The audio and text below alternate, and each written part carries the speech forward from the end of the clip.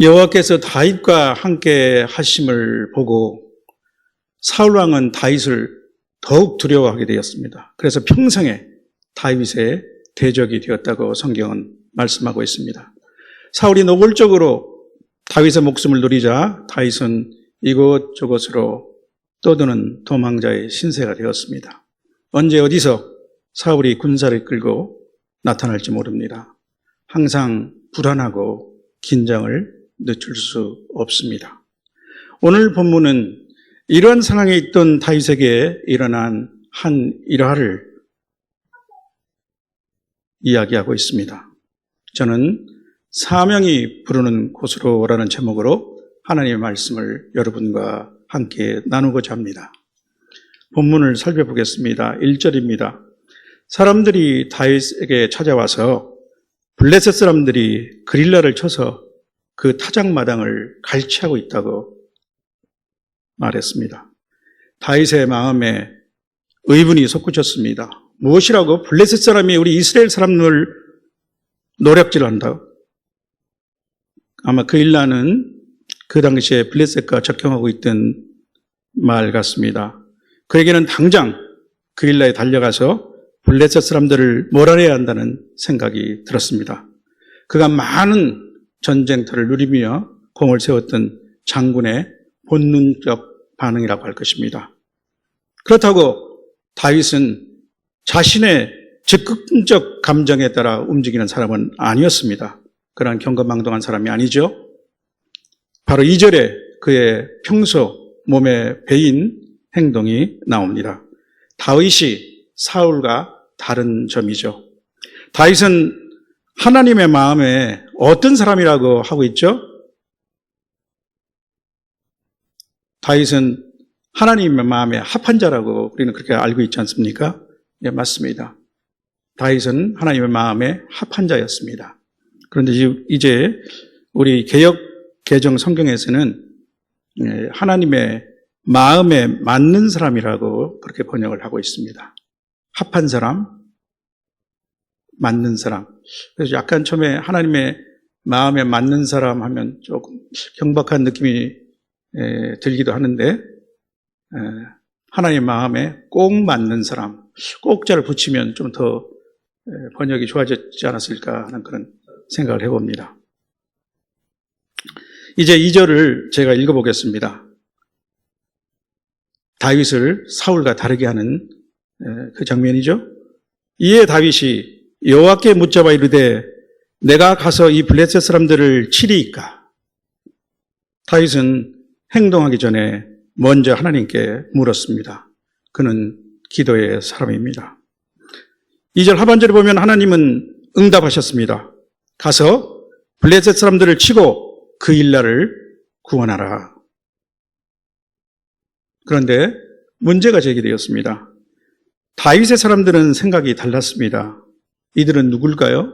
이 다윗의 사람들은 22장을 보면 다윗이 몇 차례 장소를 옮겨 도망하던 중 아둘람 굴에 숨어 있었을 때 그에게로 400명 가량의 사람들이 모였습니다. 22절에 보면 그들을 묘사하고 있는데 환난당한 자, 빚진 모든 자와 마음이 원통한 사람들이라고 말하고 있습니다. 요새 말로 하면은 마이너리티 또는 루저, 즉 인생 실패자라고 할 수 있는 사람들이죠. 3절에 보면 이런 다윗에게 이렇게 말합니다. 보소서 우리가 유다에 있기도 두려운데 하물며 그일라에 가서 블레셋 사람들의 군대를 치는 일이라뇨. 듣고 보니 이들의 말에 일리도 있습니다. 도대체 이런 오합지졸로 그 사나운 블레셋 군대를 친다는 게 말이 되나요? 승산 없는 싸움일지도 모릅니다. 그나마 다윗을 바라보고 모인 이 불쌍한 사람들이 다 목숨을 잃을 수도 있습니다. 자기 한몫 건사하기도 어려운 도망자 처지에 위험한 전쟁을 자초할 이유가 무엇입니까? 길앗 주민을 구원해야 하는 것은 이제 내 책임이 아닙니다. 사울 왕의 책임이지 않습니까? 또한 설령 전쟁에 이긴다고 하더라도 문제가 있을 것입니다. 사울에게 노출되어 추격을 받지 않겠습니까? 시기심 많은 사울은 더욱 도끼를 품을 것입니다. 한마디로 상황이 맞지 않는 것입니다. 우선 내 코가 석자인 것이죠.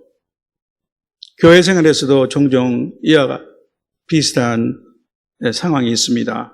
금년에는 월급 빼고 모든 것이 다 올라서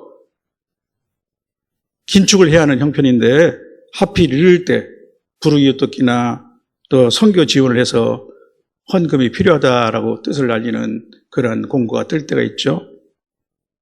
교회 장비나 시설물 개선이 필요하다고 합니다. 또 해가 바뀌어서 직장 업무가 과부하 상태인데 꼭 그때 구역장이나 주일학교 교사를 맡아달라는 부탁이 들어올 수도 있습니다. 그런데도 다윗에게는 길앗 주민들을 향한 긍휼한 마음이 강하게 일어나고 있습니다. 귀에는 그들의 울부짖음과 신음소리가 들리는 것 같습니다. 약탈자에 대한 분노가 일어납니다. 내가 달려가야겠다라는 생각을 지울 수가 없습니다. 애당초 이런 소식을 듣지 말아야 하는 것입니다. 이제 더 이상 못 들은 채 할 수도 없는 것이죠.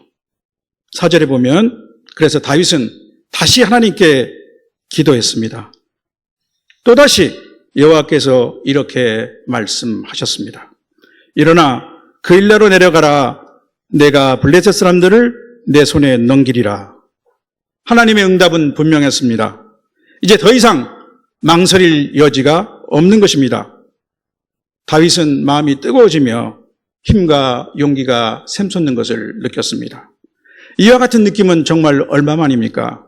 그간 이것저것으로 빛이 나며 두려움 속에 있다 보니까 잠시 잊어버렸던 그런 느낌입니다. 그렇자 몇 년 전 골리앗에 맞서 홀로 나아갔던 장면이 선명하게 떠올랐습니다. 그때 나 소년 다윗은 골리앗에게 이렇게 외치지 않았습니까? 너는 칼과 창과 단창으로 내게 나오거니와 나는 만군의 여호와의 이름 곧 내가 모욕하는 이스라엘 군대의 하나님의 이름으로 내게 나아가노라. 여호와의 구원하심이 칼과 창에 있지 아니함을 이 무리에게 알게 하리라. 전쟁은 여호와께 속한 것인즉 그가 너희를 우리 손에 넘기시리라. 다윗은 전쟁은 여호와에 속한 것임을 알고 있었습니다. 여호수아 5장을 보면 여호수아가 여리고 부근에서 칼을 빼어 손에 들고 있는 한 사람을 마주쳤을 때 그에게 나아가서 너는 우리를 위하느냐 아니면 우리의 적들을 위하느냐 물었었죠. 이때 그의 대답이 어땠습니까? 그는 이렇게 대답했습니다. 아니라 나는 여호와의 군대 대장으로 지금 왔느니라. 우리는 종종 이렇게 우리의 승리를 위해서 기도할 때가 있습니다. 하나님, 이 전쟁에서 우리의 편이 되어주세요. 그러나 우리가 하나님의 편이 되어야 하는 것입니다. 전쟁은 하나님께 속하는 것이기 때문입니다. 이러한 다윗에게 하나님은 큰 승리를 안겨주셨습니다. 다윗 주변의 사람들의 걱정은 그리고 그 두려움은 한낱 기후에 지나치지 않는 것으로 드러났습니다. 5절에 보면 다윗과 그의 사람들은 그 일나로 가서 블레셋 사람들과 싸워 크게 이겼다고 나와 있습니다. 그들은 블레셋 사람들의 가축을 전리품으로 얻기까지 했습니다. 무엇보다 중요한 것은 다윗이 이와 같이 그일라 주민을 구원한 것입니다. 물론 사소한 부작용도 있었습니다. 사울이 나중에 그일라에 다윗이 있다는 정보를 얻고 포위 공격을 하러 왔습니다.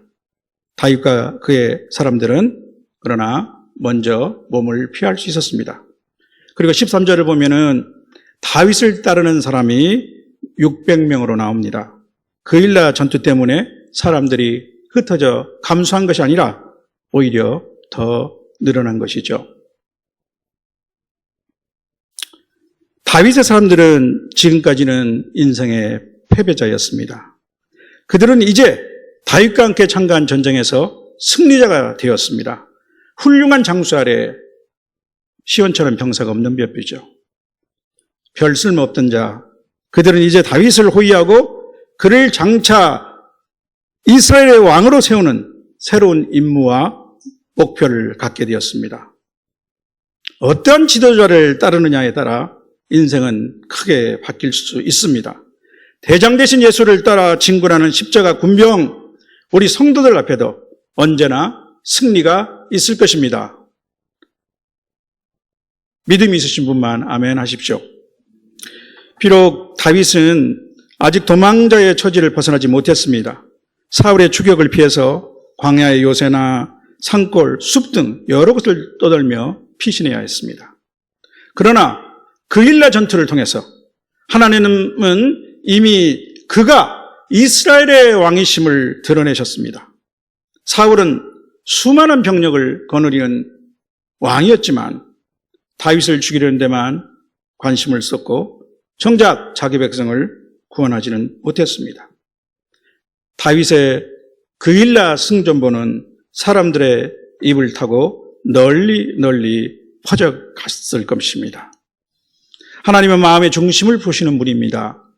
우리의 기도를 들으시고 응답하시는 분입니다. 승리의 하나님이십니다. 전능의 하나님이십니다. 성도 여러분, 다윗은 사명의 사람이었습니다. 하나님이 주시는 사명으로 그의 마음은 뜨거워졌습니다.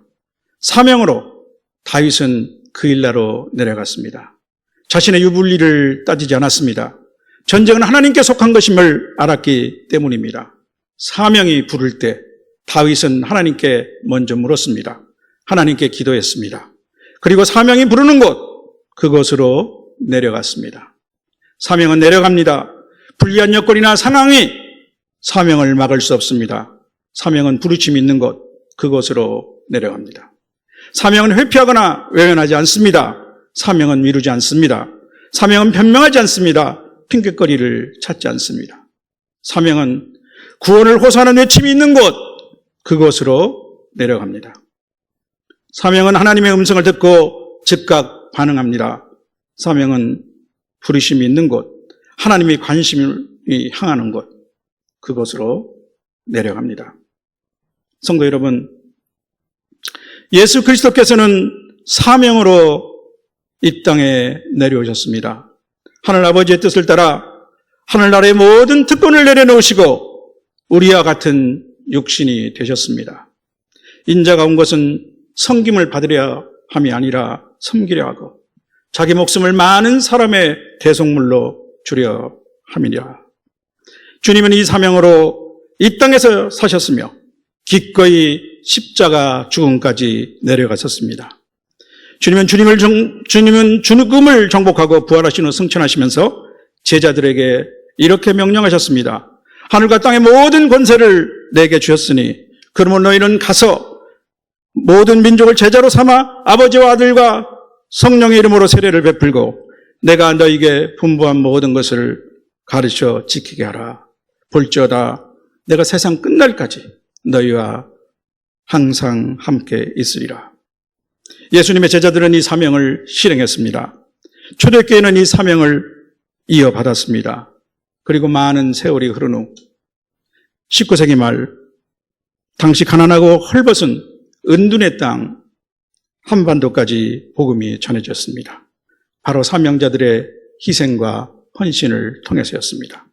그들은 복음을 전달했을 뿐만 아니라 학교와 병원을 세웠습니다. 그 결과 이제 한국은 해외로 선교사를 파송하는 주의 국가 중에 하나로 성장했습니다. 작년도에 한국의 교회와 선교단체는 총 167개국에 22,210명의 장기 선교사를 파견했습니다. 단기 선교사와 또 외국 국적의 선교사까지 포함하면 파송 선교사 수는 23,000여 명에 이르고 있습니다. 또 작년도 국내 개신교 신자의 수는 약 1,031만 명으로 국내 인구의 20%를 점하며 국내 종교 인구 1위를 차지했습니다. 2위 불교는 17%, 3위 천주교는 11%입니다. 통계 숫자만 본다면 현재 우리나라에서 기독교는 중요한 위치를 차지하고 있습니다. 그러나 사회에 미치는 선한 영향력을 한국교회는 잃어가고 있습니다. 일제강점기 때 인구 1%에 불과하던 개신교 신자들은 사회에서 중추적 역할을 담당했습니다. 3.1운동의 민족대표 33인 중 16명이 개신교 신자였으면 이를 잘 말해주고 있습니다. 그런데 오늘날에는 일부 대형교회의 세습 문제, 또 목회자들의 성적, 재정적 타락 등 세상의 도덕적 기준에도 미치지 못하는 치부가 드러나고 있습니다. 한국교회는 중세교회처럼 타락했다는 비난과 자성의 목소리가 높아지고 있는 실정입니다. 또한 전 세계적으로 탈종교화가 현대사회의 일반적인 추세가 되어가고는 있지만 더욱 심각한 것은 우리 젊은 세대들의 탈교화 현상이 가속화되고 있다는 것입니다. 또 갤럽 연구소의 2021년도 비종교인, 그러니까 종교를 갖고 있지 않는 사람들의 종교 호감도를 조사를 했습니다. 그 결과 참 경각심을 갖질만 합니다. 호감 있는 종교가 없다가 61%, 불교가 호감이 있다 하는 사람이 20%, 천주교 13%, 그리고 우리 개신교는 겨우 6%로 나와 있습니다. 교회와 성도들이 세상의 소금과 빛의 역할을 다하지 못할 때 영혼을 살리는 복음 전도는 그만큼 지장을 받게 될 것입니다. 메시지가 본질이고 더 중요하지만 사람들은 먼저 메신저를 바라보기 때문입니다. 특히 가족이나 친구 등 가까운 관계에서는 말보다 행동이 더 큰 소리를 내는 것이죠. 성도 여러분, 여러분 각자에게 주시는 하나님의 사명은 무엇입니까? 여러분의 마음이 향하는 곳은 어디입니까? 그것이 하나님께부터 온 것이라면 그것이 여러분의 사명입니다. 나의 가정과 직장 안에서 그리고 우리 교회 안에서 내게 주신 하나님의 사명은 무엇인지 살펴보시기 바랍니다. 사람의 눈에는 더 크고 중요한 것이 있겠지만 하나님이 우리에게 주신 사명은 그 중요성에 크고 작은 차이가 없습니다. 제가 다녔던 신학대학원에는 건물의 한 벽면을 그 전체를 차지하는 큰 벽화가 있습니다. 정문 앞 직선으로 쭉 뻗은 길에서부터 이 그림을 볼 수 있는데 잃어버린 양 한 마리를 안고 계시는 목자 예수님의 모습을 그린 그림입니다. 그런데 가까이 다가가서 보면 이것은 모자이크 벽화입니다. 다양한 색깔의 한 조각 한 조각이 각기 제자리에 맞춰져서 예수님의 인자하신 모습을 드러내고 있는 것이죠. 그 중에서 한 조각이라도 떨어져 나가게 되면 그 그림은 완전성을 잃고 오히려 떨어져 나간 그 빈자리가 더 흉하게 드러나게 될 것입니다. 성도 여러분, 우리 성도와 교회에게 주신 가장 크고 중요한 사명은 무엇입니까? 세상을 향하여 복음을 전도하는 것입니다. 예수 그리스도의 십자가 구원을 증언하는 것입니다. 주님을 알리는 것입니다. 이 사명에는 예외가 없습니다. 다만 우리 각자에게 1차적으로 맡겨진 대상의 차이가 있을 뿐이죠.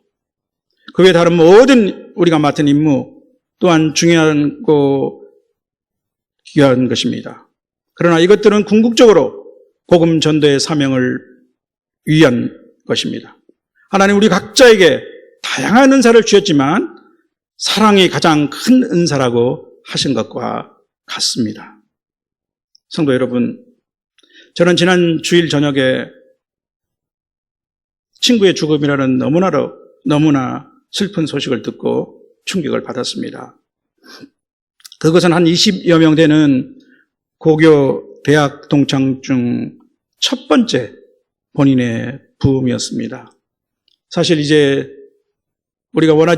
제가 원하지는 않지만 70대를 바라보는 우리 나이를 생각하면 아직까지 본인상이 없었다는 것이 더 놀라운 일이 될지도 모르겠습니다.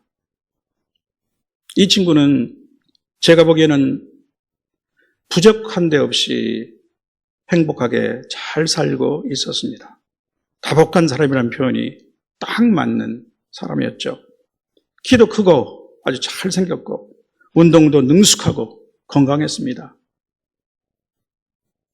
경제적으로도 어려움이 없었습니다. 슬하의 두 자녀도 결혼해서 손자가 넷이나 되는 아주 행복한 가정을 이루고 있습니다.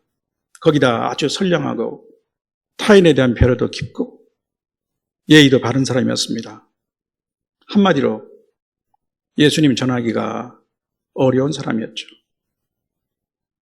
그런데 지난 2020년 10월경에 친구에게서 혈액암이 발견되었습니다. 증상이 급하지는 않고 항암 치료를 잘 받으면 된다고 했습니다. 저는 그때부터 카톡을 통해서 친구에게 복음을 전하기 위해서 노력했습니다. 제 눈에 암은 그에게는 그리고 그를 통해서 그 온 가족에게는 분명히 축복의 문이었습니다. 물론 여러분 모두도 그렇게 생각하시겠죠? 제 나름대로 저는 여러 가지 방법으로 최선의 노력을 해봤습니다. 부르짖고 눈물로 기도한 적도 적지 않습니다. 그러나 처음 몇 달간은 호의적 반응이 있었으나 거기까지였습니다. 항암 치료의 부작용이 너무나 큰 탓인지, 그리고 어제 문상 가서 알게 된 것인데, 첫 번째 그 림프에 암에 이상이 있었던 것은 치료가 됐는데, 그 다음에 암이 독한 혈액암으로 판명이 나면서 엄청난 이 항암 치료를 받아야 했고, 정말 견디기 어렵다고 합니다. 이후 친구는 모든 것이 귀찮아 하면서 마음의 문을 열지 않았습니다. 코로나 때문에 그를 만날 수도 없습니다. 또한 면역 때문에도 외부인은 만날 수 없는 것이죠. 지금 생각하면 전화통화라도 해봤어야 하는데 그것이 좀 너무나 부담을 줄까봐 기회를 기다리고 있었습니다.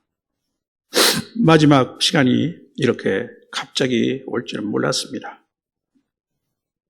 돌이켜보면 그래도 2년의 기간을 주셨는데 저는 결국 친구를 주님께 인도해내지 못하고 말았습니다. 저의 무능과 게으름이 너무나 안타깝고 부끄럽습니다. 도대체 친구로서 나의 유익은 무엇인가? 이렇게 되뇌게 됩니다. 더 큰 고교 동창의 단톡에 친구를 예도하는 글이 쇄도하는 것을 보면서 더욱 가슴이 아팠습니다. 친구들은 거의 이구동성으로 고인의 명복을 빕니다 라고 올렸습니다. 신자들 중에도 무의식중으로 이 표현을 쓰는 사람들이 있습니다. 사전을 찾아보았더니 명복은 죽은 뒤 저승에서 받는 복이라고 풀이해 놓고 있습니다. 주는 계시는 천국의 바깥에 있는 저승, 그 어두운 곳에 과연 무슨 복이 있습니까? 성도 여러분, 하나님의 말씀은 엄중합니다. 한 번 죽는 것은 사람에게 정해진 것이요, 그 후에는 심판이 있습니다. 그래서 말씀은 이어서 선포합니다. 이와 같이 그리스도도 많은 사람의 죄를 담당하시려고 단번에 들이신 바 되었고, 그래서 주님이 죽으셨던 것입니다. 성경은 또한 이렇게 말씀하십니다. 사랑하는 자들아, 죽기는 하루가 1000년 같고 1000년이 하루 같다는 이 한 가지를 잊지 말라. 주의 약속은 어떤 이들이 더디라고 생각하는 것 같이 더딘 것이 아니라 오직 주께서는 너희를 대하여 오래 참으사 아무도 멸망하지 않고 다 회개하기를 원하시느니라. 베드로후서 3장 8절 9절 말씀이죠. 우리가 다 잘 알고 암송하는 말씀입니다. 그러나 다시 성경은 엄중하게 말씀하십니다. 믿음은 모든 사람들의 것이 아니니라. 믿음은 모든 사람의 것이 아닙니다. 우리가 주님을 믿게 된 것, 그것이 하나님의 은혜입니다. 사랑하는 성도 여러분, 우리 성도는 모두 구원을 받았습니다. 우리의 아무런 공로 없이 오직 하나님의 은혜로, 믿음으로 구원을 얻었습니다. 우리의 죄악이 너무도 크기 때문에, 하나님 앞에서 우리의 죄악이 너무도 크기 때문에 주님이 십자가에서 피 흘려 죽으셔야 했습니다. 주님의 보혈 외에는 이렇게 무거운 죄를 처리할 수 있는 것이 없기 때문입니다. 또한 하나님의 아들 주님은 너무나 소중하신 분이시지 않습니까? 그렇기 때문에 그의 죽음에 덧붙일 가치는 아무것도 없습니다. 오직 예수 그리스도 주님의 보혈만이 우리를 구원할 수 있는 것입니다. 우리의 죄를 사해 줄 수 있는 것입니다. 여러분이 잘 아시는 성경 구절이 있습니다. 누구든지 주의 이름을 부르는 자는 구원을 받으리라. 그런즉 그들이 믿지 아니하는 이를 어찌 부르리요? 듣지도 못한 이를 어찌 믿으리요? 전파하는 자가 없이 어찌 들으리요? 보내심을 받지 아니하셨으면 어찌 전파하리요? 우리 모든 성도들에게 주님의 십자가 복음을 전파하는 것은 우리가 받은 사명입니다. 사명은 우리를 보냅니다. 사명은 부르심을 받은 곳, 그곳으로 내려갑니다. 여러분이 가야 할 곳은 어디십니까? 어디입니까? 우리를 부르는 그 일라 주민은 누구입니까? 오늘 주님이 우리 마음에 보여주시는 바로 그 한 사람, 바로 그 한 무리를 위하여 우리는 사명을 받았습니다. 사명은 지체할 시간이 없습니다. 사명은 주저하지 않습니다. 사명은 내려갑니다. 부르심 있는 곳, 사명이 부르는 곳, 그것으로 기도하고 내려가는 저와 여러분이 되기를 주님의 이름으로 축원합니다.